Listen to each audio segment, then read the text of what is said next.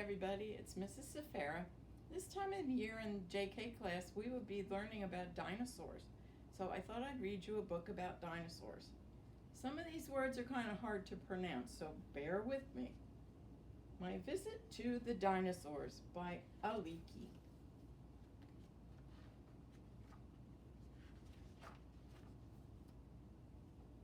Yesterday, I went to see the dinosaurs. I went with my father and my little sister. We walked down a hall, turned a corner, and there they were. Skeletons, real dinosaur skeletons. They were standing in a room bigger than a house. One skeleton was almost as long as the room. It looked scary. My father told my sister and me not to be afraid. Dinosaurs lived millions of years ago. No dinosaurs are alive today. I took a picture of the long dinosaur, an apatosaurus. Then I went over and looked closer. The skeleton was wired together. Heavy rods held it together. I could see that some of the bones were not real. They were made of plaster. What a job it must have been to put that huge puzzle together. How could anyone know where all the pieces fit? When dinosaurs died, they were covered with sand and mud. They were buried for millions of years. The sand and the mud turned into rock, and the dinosaur bones became fossils. In 1822, the first dinosaur fossil was found. It was found by accident. After that, many diggers went looking for fossils. They dug in the rocky earth. It's hard work to take fossils from the ground. They're often embedded in the solid rock. The diggers found fossil bones of dinosaurs. They found fossil eggs, which dinosaurs had laid in the sandy pits. They even found fossil baby dinosaurs. Paleontologists study the fossils carefully. A paleontologist is a scientist who studies animals and plants of the past. Paleontologists know when dinosaurs lived and where. They know what most dinosaurs ate. Some dinosaurs ate meat. They were carnivores. Some dinosaurs ate plants. They were herbivores. An apatosaurus was a giant plant eater. This is how it looked when it was alive. Apatosaurus's eyes and nostrils were high on its flat head. It could wade in deep water and still breathe. Brachiosaurus was the bravest dinosaur of all. Some say it weighed over 100,000 pounds. Brachiosaurus had nostrils on the top of its head. It spent much of its time in swamps eating tons of soft, mushy plants, but it laid its eggs on dry land. Diplodocus was the longest dinosaur of all. It was 90 feet long from its tiny head to the tip of its tail. It had a little mouth and just a few teeth. Diplodocus had to eat almost without stopping in order to fill its huge body. Iguanodon was a small plant eater. It walked mostly on two legs. It had spiked thumbs and a powerful tail to swat its enemies. Iguanodon had hundreds of flat teeth. When one tooth wore out, another grew in its place. Anatosaurus was a duck-billed dinosaur. It was a good swimmer. Its front feet were webbed, and its bill was shaped like a duck's. It had more than 1,000 teeth to crush and grind its food. Allosaurus was a meat eater. Meat-eating dinosaurs were fast, fierce hunters. Allosaurus ran on two strong legs. It had dangerous claws and long, pointed teeth. It ate any dinosaur it could find. It was not even afraid to attack one twice its size. My father, my sister, and I went to another hall and looked at more skeletons. There were so many to see that we had to hurry.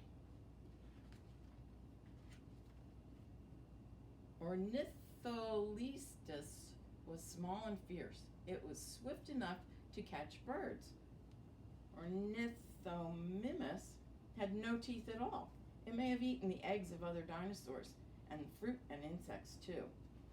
Ankylosaurus was an armored dinosaur. It lived on land and ate plants. It had plenty of protection from meat eaters Who would want to bite its thick, leathery skin covered with bony armor? We saw Stegosaurus, a plated dinosaur. It had big, bony plates down its back and a dangerous spiked tail. Its brain was the size of a walnut. We saw horned dinosaurs too, monoclonius, and had one horn on its nose. Strachosaurus had a horn on its nose and a collar of spikes around its neck. And Triceratops had 3 deadly horns, one on its nose and one over each eye. A big fan-shaped bone protected its neck. My father said Triceratops could defend itself against even Tyrannosaurus Rex. I wondered, who was Tyrannosaurus Rex? Then I saw it. Tyrannosaurus was king of the dinosaurs, the fiercest of them all. When it walked on its huge hind legs, the earth shook and other dinosaurs ran. The Tyrannosaurus caught them, clawed them, and ate them with its long, sharp teeth. I had to stand far away from Tyrannosaurus to take its picture. My father and sister looked tiny next to it. I was glad Tyrannosaurus isn't alive anymore. When you go to the museum, you will see what I mean. It was huge. Okay, now we're off to the classroom to do one of the most fun activities that we like to do in the JK class. Hi everybody, it's Mrs. Wright in the JK class. This is our last week of school, and this is what we would be doing the last week of school, is building a volcano. We're talking about dinosaurs this week in our packet and in our readings. So we're going to start with a deep tray for the overflow when it erupts. We have a cup that we can pour our ingredients in, and our ingredients are pretty simple. It's white vinegar, baking soda, and if we get very creative, we can use a little red food dye. So the first thing we're going to do is build our volcano using some of our Play-Doh from school to make rocks, because a volcano is always in a mountainous area. So we're going to put the rocks around our volcano. You can do this at home if you have any old Play-Doh or Mom wants to make a Play-Doh for you. Just build it around the cup to keep the cup sturdy. This is how we usually end school, because at the end of school we don't keep our Play-Doh anymore. So we'll build up the volcano.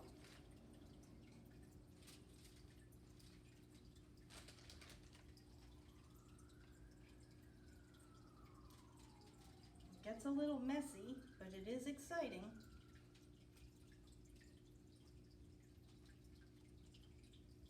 Some around the side. And then we always pretend we have some rocks. These are egg cartons. We stick those in there to give it a little bit of mountainous look. You put them any which way you want. Sometimes we layer them.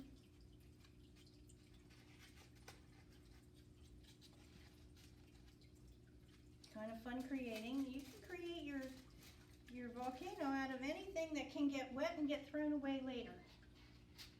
Because now comes the exciting part.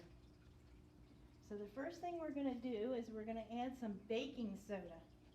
Mom has it for her cooking. Put a little amount in there, and then we're going to splash in a big amount of vinegar. And let's see what happens, everybody.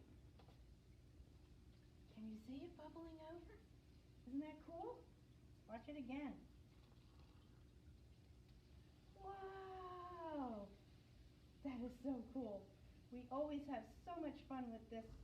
Our last experiment. Vinegar and baking soda. Do it again.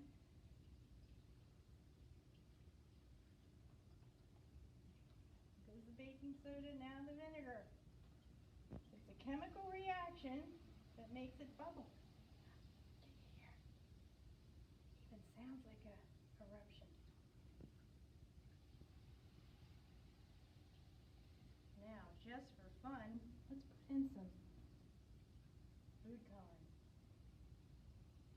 food coloring because lava is red.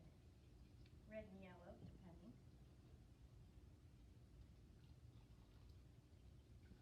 Wow, that's cool. And I'll tell you, as many times as Mrs. Wright and Mrs. Safira do this experiment, every year we do it, it's just exciting to us. Every year. It's just so much fun.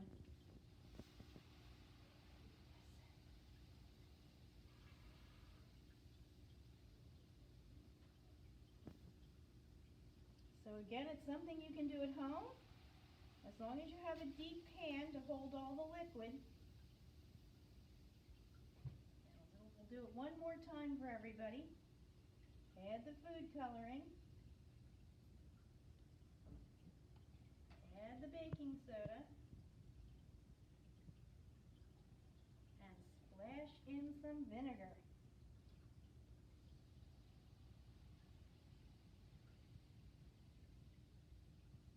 Such a cool experiment. A great way to end our year. Wish you were all here. We always get lots of oohs and ahs and do it again, do it again. There we go, everybody. One more time. Mrs. Wright just loves doing it. And that's the end. So what you need is a cup, a deep pan, some vinegar, some baking soda. That's it. Our finale. Bye, everybody. Hi, everybody. One last book about dinosaurs. This is The Dinosaur Who Lived in My Backyard by B.G. Hennessy. Pictures by Susan Davis.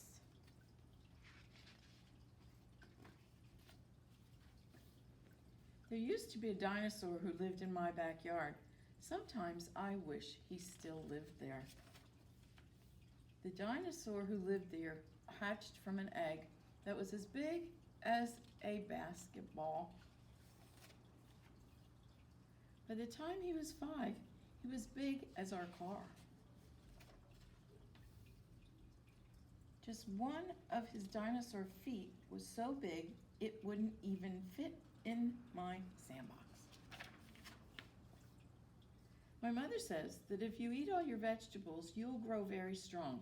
That must be true because that's all this dinosaur ate. I bet he ate 100 pounds of vegetables every day. That's a whole lot of lima beans. This dinosaur was so heavy that he would have made my whole neighborhood shake like pudding if he jumped. He weighed as much as 20 pickup trucks. The dinosaur who lived in my backyard was bigger than my school bus, even bigger than my house. He had many other dinosaur friends. Sometimes they played hide and seek. Sometimes they had terrible fights.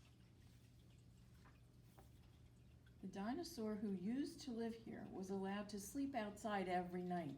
It's a good thing he didn't need a tent. He was so big he would have needed a circus tent to keep him covered. Back when my dinosaur lived here, my town was a big swamp. This dinosaur needed a lot of water. If he still lived here, we'd have to keep the sprinkler on all the time. My dinosaur had a very long neck, so he could eat the leaves at the top of the trees. If he still lived here, I bet he could rescue my kite. That's all I know about the dinosaur who used to live in my backyard. He hasn't been around for a very long time. Sometimes I wish he still lived here.